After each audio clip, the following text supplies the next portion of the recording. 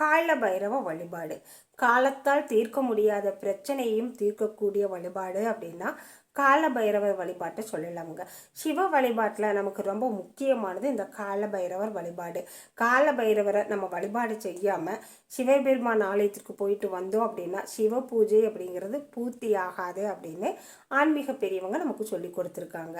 கால பைரவரை நம்ம தொடர்ந்து வழிபாடு செய்கிறப்ப நமக்கு வாழ்வில் ஏற்படக்கூடிய அத்தனை இன்னல்களும் நீங்கி போகும் அப்படின்னு சொல்லியிருக்காங்க.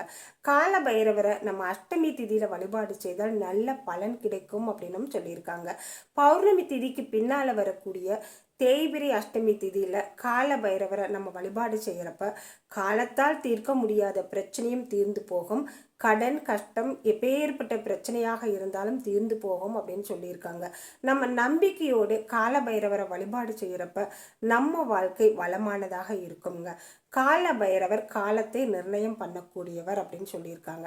அதாவது இந்த உலகத்தில் பிறக்கக்கூடிய ஒவ்வொரு மனிதனுக்கும் மிகப்பெரிய ஆசை அப்படின்னா பிறவாமை என்னும் பெரும் வரம் கிடைக்கணும், முக்தி நிலை அடையணும்.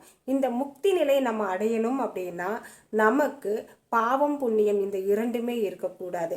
அதாவது பாவமும் இருக்கக்கூடாது, புண்ணியமும் இருக்கக்கூடாது.